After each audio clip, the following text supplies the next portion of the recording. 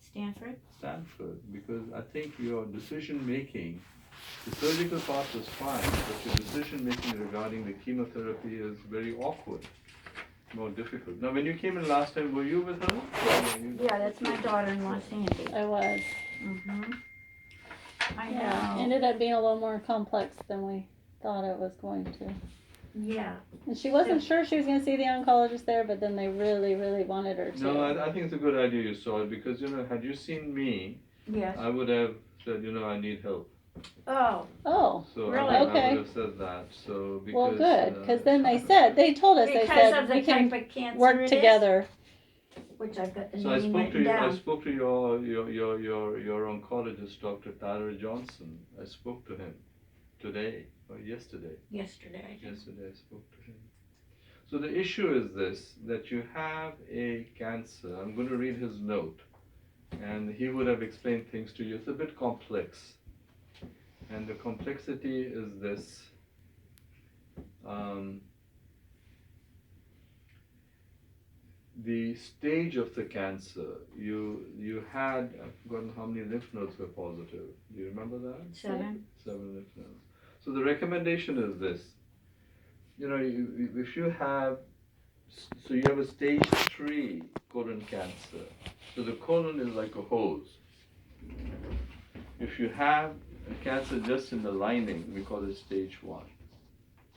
If it goes through the wall, halfway all the way through the wall in a hose, we call it stage 2. It goes through the wall and has lymph glands involved, we call it stage 3. Anything beyond stage 3 is stage 4. So the treatment of stage 1 and stage 2 colon cancer is just surgery, nothing else. Rarely in stage 2 we give chemotherapy, but it's uncommon. Stage 3, once your cancer goes into the lymph glands, the chances of having floating cancer cells in the body is extremely high. So the surgeon can remove what he can see. But while the cancer has been growing, and especially with 7 lymph nodes, your chances of having floating cancer cells in you, which are not visible, is probably around 70 to 80%. It's very high. I don't know what he mentioned to you, but it's a high number. He said it was high risk. High risk. So the recommendation is to give chemotherapy to kill these floating cancer cells. So if your risk of the cancer coming back is, say, 80 out of 100, 80%, I'm just throwing a figure out, it might be 70%, might be 60%. Let's take 60% as a better figure. Then if you take chemotherapy, you reduce your risk by half. Half of 60 is 30%. So instead of the cancer coming back in 60 out of 100 people, it will come back in 30 out of 100. It's not a foolproof thing. Right. Okay? And the decision making is fairly easy, it's not complex. I'll tell you where your complexity comes in. If you have 3 lymph nodes or less, then you give chemotherapy for 3 months. If you have more than 3 lymph nodes, then you give chemotherapy for 6 months. But in your case, that's the usual, but that's in your case, your age comes into the picture, and you are 70 something, 77? 70 something. 70. You just like 70 something. So 71 is different from 77. 77 you're approaching 80. So in his note, he writes down that, because of your age, we should give you lighter chemotherapy, which I don't agree with, but that's what a lot of people do. I treat people based on what they are physiologically, not what they are chronologically. Okay, so I have women who are 80 years old, 89 years old, and they come and Dr. Medhi, I'm a young woman, I want you to treat me like a young person. So that's what Dr. Johnson wrote over here, and in a way I agree with that too, that you can approach it in 2 ways. But you have a type of colon cancer which often, so what he had recommended, and in people who are older, that instead of giving the full chemotherapy, he just give you a pill. He may have mentioned this to you. The problem is that the lighter chemotherapy does not work in your type of cancer. You have a cancer which is called MSI stable, which doesn't respond very well to chemotherapy, but can respond to immunotherapy. The problem with immunotherapy is that immunotherapy is recommended for stage 4 disease and not for stage 3 disease. Oh, okay. At this point in time, and you probably have discussed all this with him, and just, so he felt that you should have chemotherapy, the full chemotherapy, but you should have that only for 3 months and not for 6 months. Is that what he recommended The to full you? meaning the low dose? No, the full dose. Oh, the full dose. Full dose, The but pill plus the plus drip. Yeah, that's what he plus said. dosing, Yeah. But you should have it for 3 months. But you just said, I think you said, that it doesn't necessarily work on my type of cancer. So it may not work at all. So that was the issue. So we don't know because the data is limited. So the information which we give to you, Judith, is based on data. So when we don't have data, then we have to make educated guesses. Okay, and yet we do have documentation that immunotherapy does work on this type of cancer. The data is on stage 4 disease. Not So I stage should just wait till it's stage 4 and then it can work. You don't even want to go to stage 4. Immunotherapy, see, the whole reason to give you chemotherapy is to stop you from going to stage 4. Sure, no, I do Okay. understand that. Okay. Right, and he said immunotherapy is hard on you also. It can be, it can be. You're not as harsh as chemotherapy. It has its own issues with side effects. So when we make recommendations, we can say that such and such things work. But if the data is not there, then you're sort of guessing, and we tried not to guess too much. So to me, had you seen me, I said, like that shoot, I don't know guessing. what to do with you. How much You chemotherapy? don't know what to do with me? No, I don't know. No, what I to don't do know with what you. to do with me. Yeah, I know. Because what I was hoping was, because on top of that, I've got this, I don't know exactly what it is, but I've got autoimmune. So I know what it is to ache and feel flu-y. What, flu. oh, you have. I have, my rheumatologist, Dr. Delpain, has tested me much, and he said I have a very high RA factor, 400 and something. Mm-hmm. But I don't have a lot of symptoms, but I do have symptoms. I mean, I don't know if they're RA symptoms. And I know what it is to be exhausted and not be able to get off the couch and to have aches. So I was hoping you would say, because they have me going up to the Stanford rheumatologist, so I was hoping that there would be enough time that I could go to the rheumatologist maybe and get that squared away before the chemo. You won't be able to get that squared away. If Dr. Delpain will not be able to make a good diagnosis on you, they're going to have the same difficulty. That's number one. Number two, I know Delpain, he's a very smart guy. He's not somebody who's right. No, he's got a great reputation. Who's sort of namby-pamby. He's very smart over there. Yes. Physically, I don't know, but over here he's smart. I said that. So, just a joke. Yeah, we're taking. I know. He's very nice. So it's very nice. I like him a lot. So to me, that's number one. Number two, in patients who have immune-mediated disorders like rheumatoid arthritis, actually chemotherapy is good for them. Yeah, they said immunotherapy might not work. Immunotherapy can actually decrease joint pains in patients with arthritis and lupus and all that stuff. So to me, that's not an issue. Immunotherapy, no, not immunotherapy, sorry. Chemotherapy, not immunotherapy. Chemotherapy makes your, the immune-mediated diseases, it suppresses it. Oh, it suppresses it. So I don't think that's an issue. Okay. The issue is with immunotherapy and immune-mediated diseases. So what my recommendation would be, because you may end up needing immunotherapy at some point in time down the road.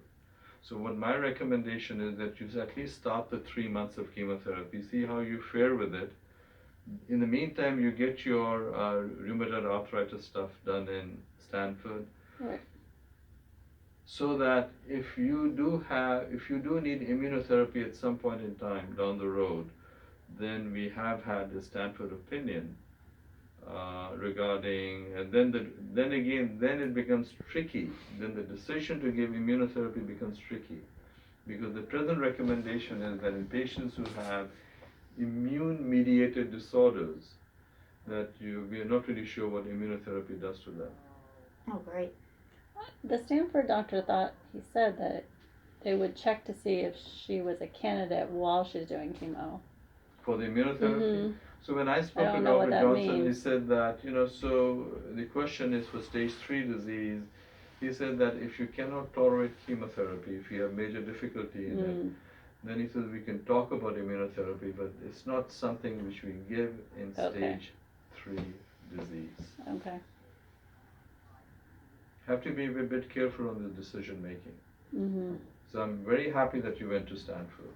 Oh, okay. Because as I said, had you come to me, I would have said, I need help. See, she was questioning about maybe Yeah. I should have stayed in Lodi, and then I Yeah. No, would I mean have for just, the surgery is know. fine, but usually, Lodi is fine. But usually, if I am uncertain about things, Mm-hmm. I just ask somebody who's Good. smarter than me and at least more knowledgeable. Well, the nice thing about Stanford doing the surgery there, it just puts you in that Stanford so at least family, you're and over they there. kinda take care of You're everything. over there, and if I have some issues, Yeah. This is old chemo. the It's not new chemo, it's old, hard chemo. hard part I don't know. The pill is relatively new. The liquid, there's an intravenous part of the pill available which has been around for many years. Right. So when chemotherapy for colon cancer first came out, we used to use a drug called 5-FU intravenously. We used to give it for 1 year. Then data came out that 6 months is enough. Then we gave it for 6 months. Then this new drug came out, the drug which you mentioned to you, the oxaliplatin, the platinum. This is a relatively new drug. The pill? Are we talking about the pill? No, the pill. So Okay. when this platinum came out with the intravenous drug, when we combined it, the results were better. So that became the standard. But the intravenous was old. And then what happened? This pill came out. This pill is the same thing as the intravenous medicine. So that pill gets converted into the medicine which we used to give intravenously. So it's a new drug and an old drug. So it's a simplified form of giving an older drug. That's the history behind it. Because I know the older drugs had severe side effects. No, not necessarily. Not necessarily. The older drugs are just older doesn't mean they have more side effects. That's not entirely true. Well, I mean, as far as nausea. No, the Low nausea. blood. In your case, nausea is not the issue. In your case, the issue is going to be 3 things in terms of side effects. Number 1, the potential for mild diarrhea. Mild. Number 2, the platinum drug can sometimes cause numbness and tingling of the fingertips and toes. So, but when you take it only for 3 months, it's okay. When you take it for 6 months, it's more treacherous. Number 3, getting tired. Number 4, thinning of your hair. Like losing it. Yeah, and it'll grow back. Whatever you lose, it'll grow back. So the nausea and vomiting are not issues in your age bracket. Nausea and vomiting are issues in men and women who are younger, below the age of 50. Really? Why is that? I have no idea. I mean, That's strange. Especially young people tend to throw up a lot. You should see people who have testicular cancer, men with testicular cancer, they're around 20 years old, 25 years old, they throw up a lot. But men and women above the age of 50, it's not a cutoff, but older men and women, they tend to have less nausea for whatever reason. But diarrhea is the worry. Diarrhea can happen both in young and older people, but diarrhea with the pill is less of a worry. With the intravenous part, the pill, the old intravenous thing, you used to have more diarrhea. And that, the hands and the fingers and everything, that isn't long-term, permanent. No. Now, if you take it for 6 months, then a certain percentage of women or men who have the numbness and tingling will have, a small number can have long-term issues with it. That's the oxaliplatin.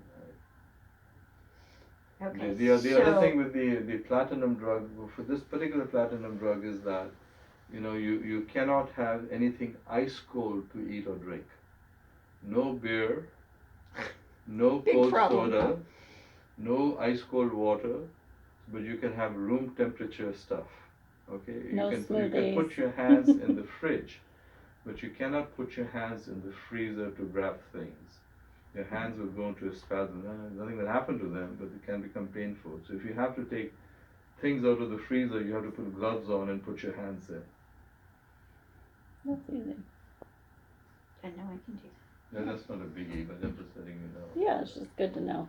that. Mm-hmm. Okay, so what you're saying is that we will start milder, but it's not your recommendation. You would have gone the full blast. No, that's what I would have done. The full 6 But months. the full 6 months with caution, and that's where I said with your type of, your the little genetic instability in the cancer, I would have called somebody, and it's very rare to find it. Less than 5% of people who have it. Yeah. Really? Oh yeah, so I would have Did called. you meet with the genetic? No. It's called MSI. She was supposed to meet with a genetic Yeah, no, specialist, tomorrow. therapist, I mean, Monday. genetics therapist Monday. I know. She wants to know if her husband, if I passed it on to my son. Yeah, that's a concern. Mm-hmm. What else? Okay. Other questions? So I wanted to meet you before I said, okay, let's just do it. Yes, please. I And did sometimes, want to. I did want to come in with yeah, you. sometimes just. So my part that I don't yet have peace about is the fact of, and I've mentioned it, and you tried to answer it, or you did answer it. It's just whether or not What? is the fact that obviously I've got some other than the cancer cells. I've got some other stuff going on that's not so great. So I'm just concerned that the good cells that I have that are keeping me functioning, because I mean we all hear that chemo kills the good and the bad. But it's, everything is relative. I think I've already answered that question. The thing is, Yes. you're going to have some good cells which Are gonna be which destroyed. are going to get destroyed, but they all will come back. See, the Judith, when we give chemotherapy, everything which we do in life is a balancing act. Now, if I give you very high doses of chemotherapy, say double the doses, right? Yeah. What'll happen? I'll kill more cancer cells. Yes. But I'll kill the patient too. Yes. So we use a term called dose limiting toxicity, which is in our medical jargon. Dose limiting toxicity, which probably Carolina is not aware of. That when we give chemotherapy, we give it at initially when the drugs come out, we push to a certain level and see what the side effects are. When new drugs come out, we don't look for efficacy. The initial clinical trials, we look for side effects. We say, okay, at this dose, based on your height and weight, the side effect profile is reasonable. And then we give the drugs at that dose. We don't just give ultra high doses. So whatever damage we do to you, it's going to be short-lived. It's not going to be permanent. It's like your hair, you lose some hair, it'll grow back. Okay. The numbness and tingling, if you have any, it'll come back to normal. Okay. So we keep an eye on your different liver function, kidney function. You will not have permanent damage to any organ. Okay. Okay, so it's a balancing act. It's not just one size fits all. So we balance things out. So how do you keep track? Do you do blood work? We do blood work and we see you, and that's what the treatment is every 3 weeks. So why do we give the treatment every 3 weeks? Why not every week?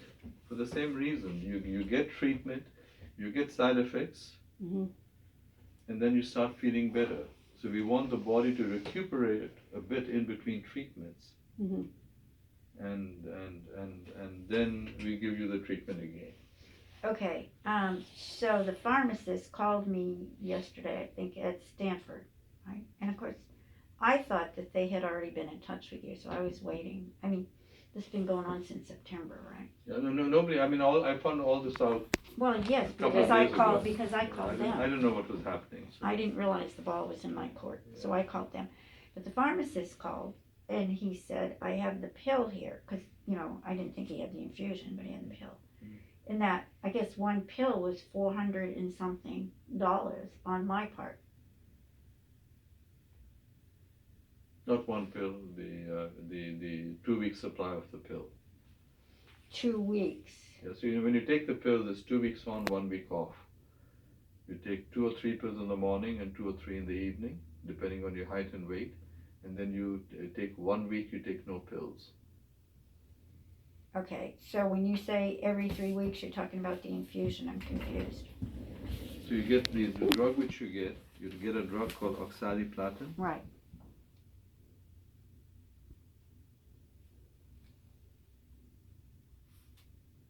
Every 3 weeks. That's the pill? No, No, that's no, the, okay, intravenous. okay. Okay, that's one medicine you get. How long is it? About 2 hours. 2 hours in here? Over here. Okay. Number 2, you take a pill called Zaloda. And I probably won't give you more than 2 pills. 2 pills in AM,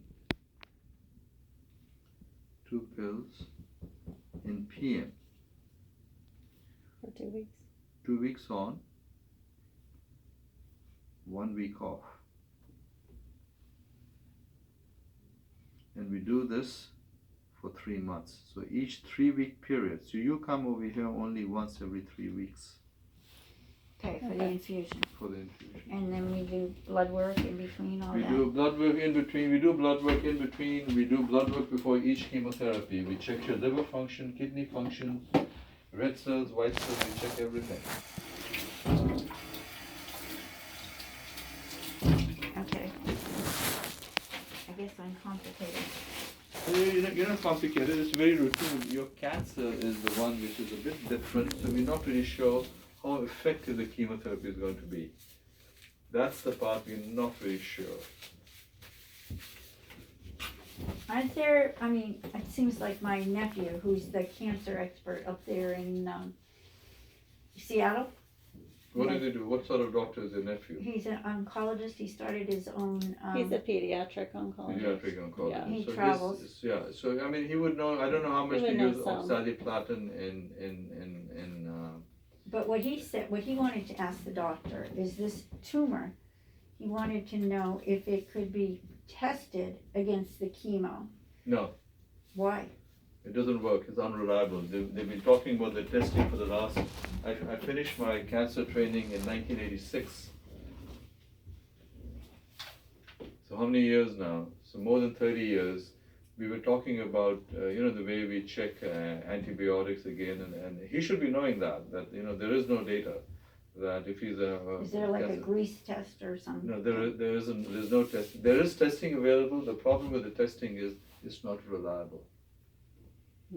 So they thought this would be very easy. You take cancer tests, you put Right. them in a petri dish, Right. you put chemicals on it. If they die, it works. If they don't die, it doesn't work. The problem is, it's not that easy. It depends on what dose of chemotherapy and how the drugs are metabolized in your body. So petri dish is very straightforward. It works with antibiotics. It does not work with cancer drugs. There are a lot of companies who try to do it. They used to come and sell this stuff to us, use it.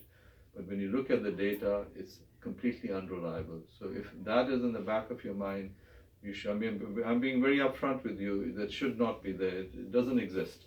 You may read about it, but it's not reliable data. See, I thought that Dr. Johnson said, which we did video him, that he said that with your type of cancer, if there were 100 people that didn't take chemo, and there were 100 people that did take chemo, that this group lived a longer life and a more quality life. In the group who had the chemotherapy. Yes. Yes, that's true. I know, but we're saying we're not sure if it's going to work on this Yeah. tumor at So- the same time. Yeah, but if it doesn't work, it's of no help to you. So the way the data is like this. Let me actually write something down for you so you might understand it better.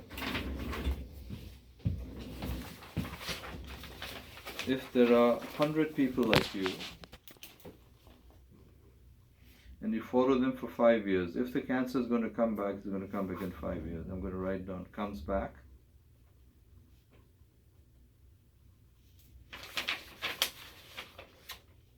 Does not come back.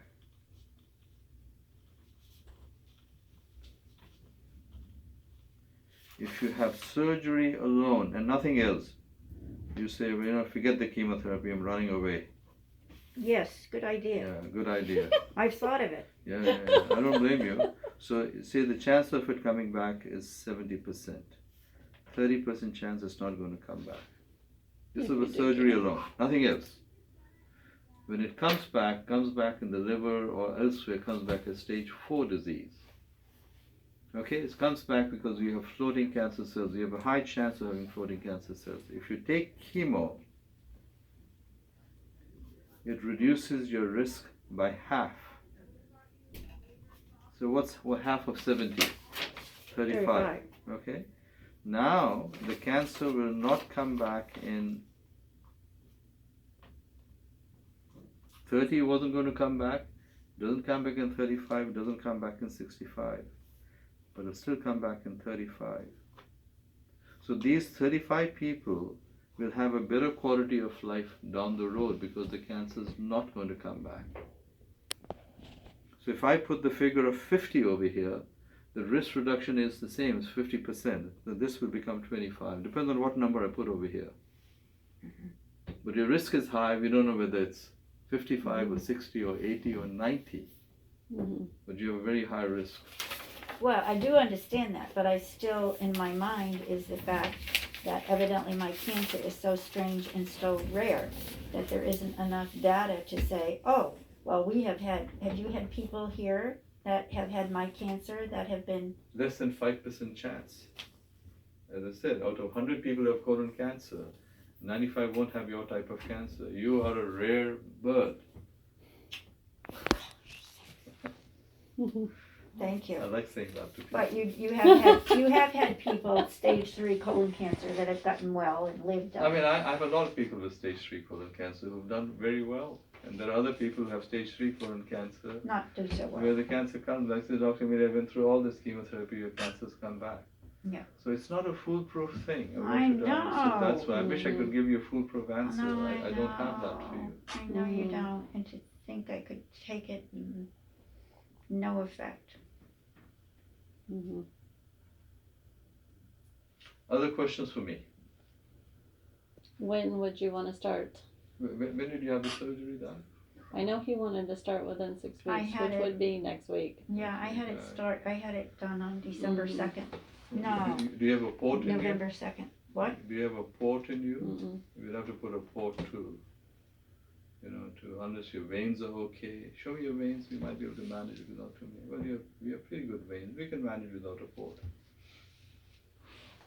Let me ask the nurses what they think of that. I think the nurses are gone. No, it's tough, you know, I mean, I can laugh and joke about it, but it is tough to go through all this stuff. I mean, I can't.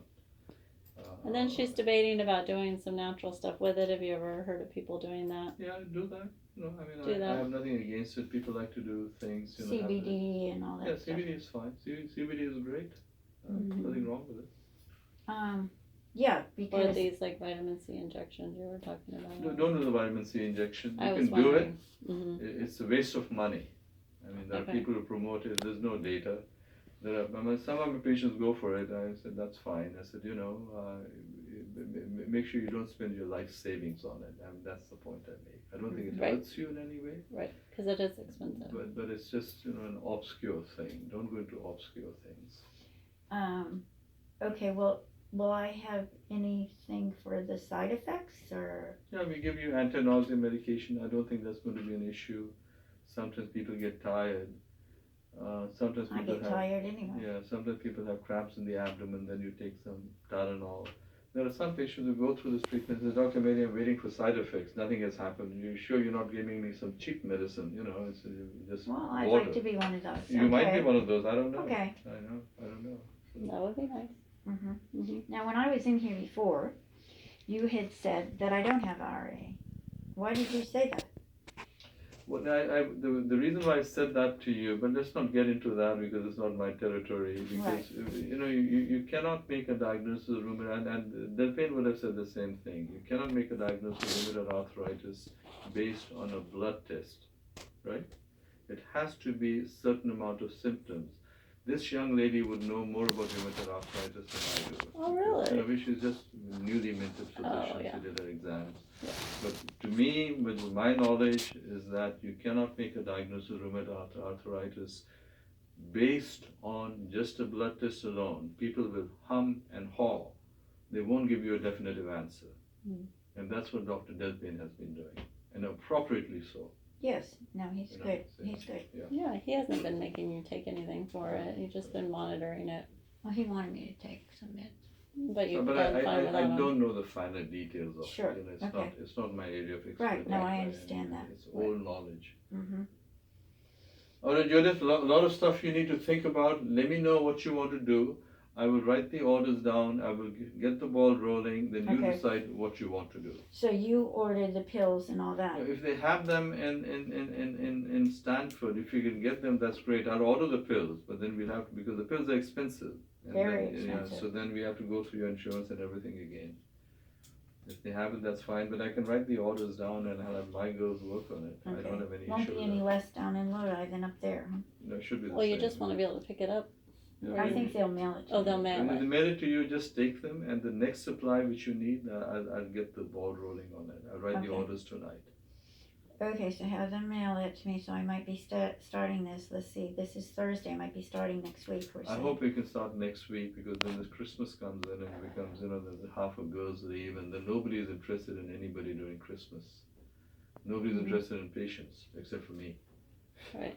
It'd be nice to get the 3 weeks where the next treatment is January, so if we can get one done before Christmas, that would be great. And that would be we good. should be able to get one done before Christmas. Okay. So. Okay, Sounds okay, like a so, plan. yeah. So I was gonna say I sounds didn't- good, I but I didn't don't get think my she wants to wishes. hear that. No, I didn't get my wishes, they were like, you would say, oh, this is slow growing, we can wait until New Year's and you can do your stuff. Judith, I haven't got my wishes in the last 67 years. It's I okay. know, not my will, but his will. No, but it's not